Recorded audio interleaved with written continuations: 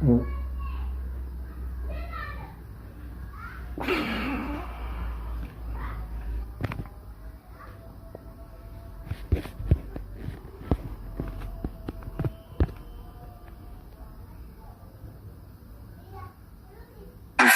you've got 150 k's out in front.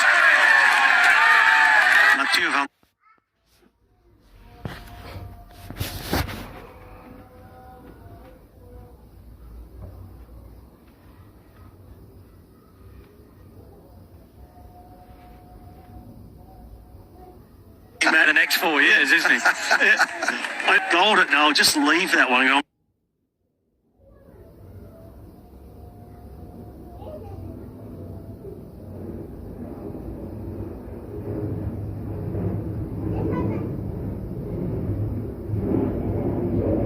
Could and should never ever be counted. He has a history of turning up for these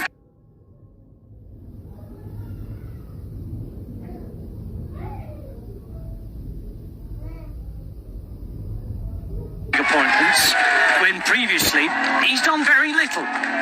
You'd have to say that the lack of control and this different type of racing suits him down to the ground as well, doesn't it?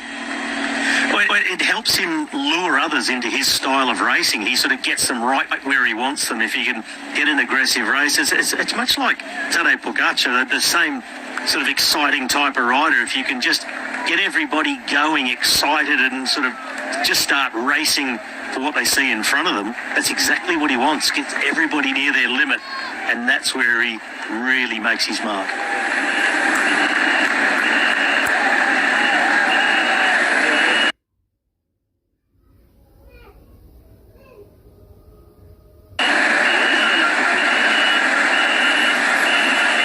Almost 20 kilometres of pass. Then it goes down to 3 for the next group of nations.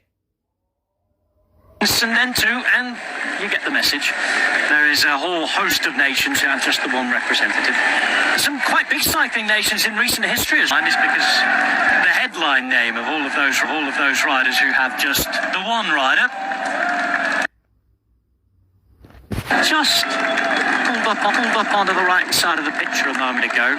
It's Binam Girmay of Eritrea. I did some digging in the days leading up to this, as you know I like to do.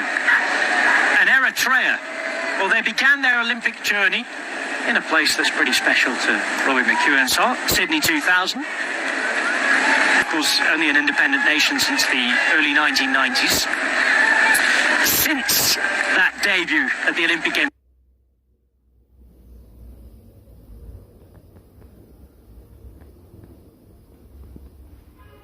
24 years ago, Eritrea have taken 1 medal back to East Africa. That was a bronze in the 10,000 metres on the athletics track, won by Zesene Tadeze in 2004 in Athens. 20 years have passed since that bronze medal. Binam Girmay is a man who's been making history since he began as a professional cyclist. Of course, we saw him in Wevelgem, first African rider to win a Northern Classic, first black rider to win a stage of the Giro d'Italia the same year. Last year, a little quieter. This year, though, at the Tour de France, first black African rider to win a stage. And I know at the Olympic Games, a lot of you joined us at the time. We all do it. We all get into sports over the Olympics. They've literally got.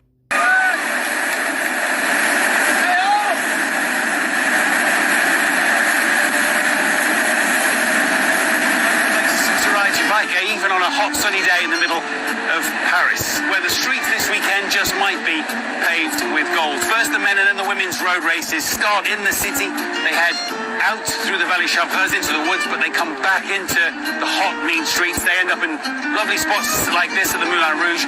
But then perhaps the key of the race for both men and women. They go up the steep hill of the Butte de Montmartre. It's tough, it's steep, it's 6.5%, and for an old boy like me on a big bike like this, it's tough, I'll tell you.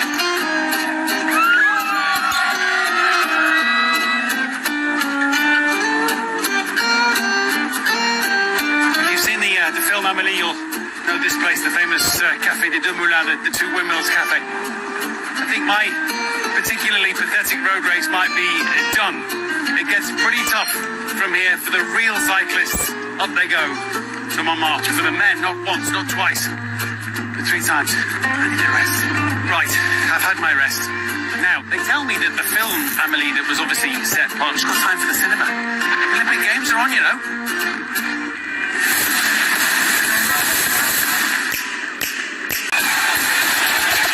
Well, this is a lovely part of town, one or two delightful spots for lunch, but for the road racing cyclists, there's no chance of that. It's not quite Paris-Roubaix, but it's not far off. These are proper cobblestones. We're about halfway up the 1 kilometre climb, and it's serious climbing. Up, and if you can, away. So you've been climbing, you've been toiling, you've been bumping over these cobblestones for a kilometre or so, and just as you get towards the top around the Place du Théâtre, and you think it might get easier, it doesn't. Look how tight it gets. If the cyclists, men and women, arrive here in groups, and they probably will, the problems as well as the opportunities just get bigger.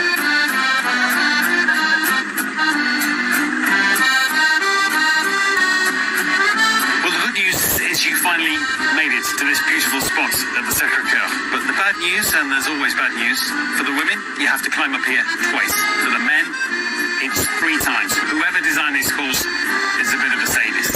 If you get to here finally, you go down the hill, and there's a 6-kilometre sprint to the Trocadero.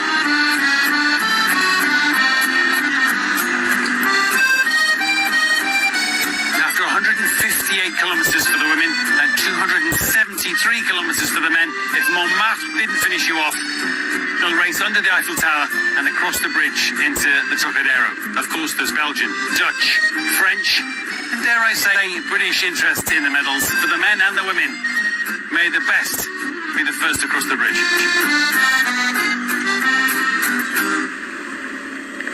Lovely to hear from Matt there. On the city bikes, just about able to get up, but the speeds at which they're going to be going up later on are going to be very, very quick. Understatement of the day, perhaps, there from me. But it's relevant because on Thursday evening, there was a ride. They called it a sort of reconnaissance mission, as we see Netherlands joining Denmark. As though Belgium might be about to place a rider up there as well.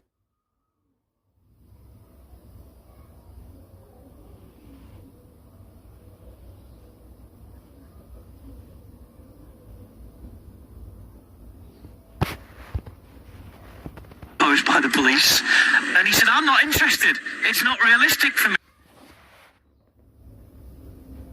to ride up those at that pace. He wanted to feel it properly, and I think he preferred open roads for that. Really interesting that Mathieu van der Poel already laying the lineup with about the golden hair. No, 30 k's an hour is not quick enough for me. Yeah, it's just lucky. I mean, there's been a couple of comparisons to him deciding not to do the recon to when he didn't do the recon in the Olympic mountain bike, when that drop off, and so very different here. I don't think you can compare the two, but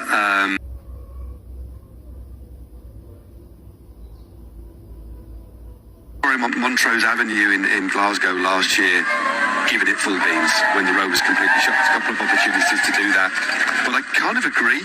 I mean, you can look at it on Google Street View, and he go up it once, and he wants to know what it's. I mean, he'll be doing probably, I would estimate, maybe 35, 40 k an hour up there. It's only 6.5%, and the speed we've seen how ferocious. Once he lets loose, it can be, and for him, he's not going to learn anything. I don't think so. Involved in Belgium, as Rob pointed out, rolling up into third, and was it Benoit? Oh.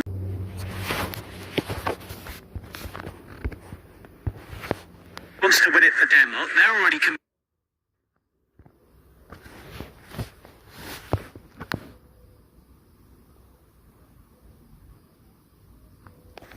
and I just wonder if he was trying to Stevie Williams from Great Britain up near the front, and he's not going to ride. Fred Wright was there, but again, when you think of the size of this field, they're only 25% of the way up the field. It's just sitting in a normal position. So I don't think we can really read too much into that, maybe unless it's the first 3 riders on the front. But it is a fascinating one. Yeah, wouldn't that be a great comeback when you're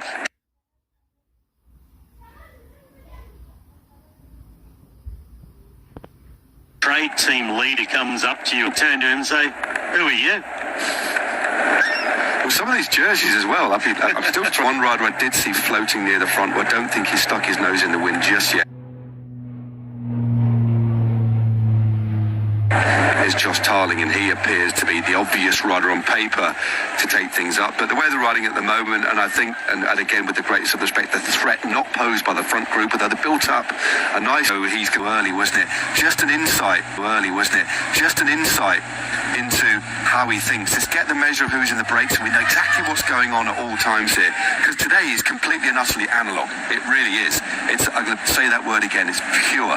And riders are going to have to really as well in situations in small teams is going to be vital. Decision-making, leadership. That's what it's going to be. And, of course, good legs. Past the Chateau de Versailles, not France's royal past. Distant royal past. Very distant, isn't it? Yes. As we wait to see who's the Olympic king today. Beautiful shots of Parisian architecture. We're very much out on the outskirts and out of the city now.